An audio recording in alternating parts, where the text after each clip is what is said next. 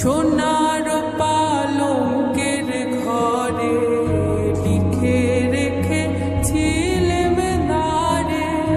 যাও পাখি বলো তারে, সে যে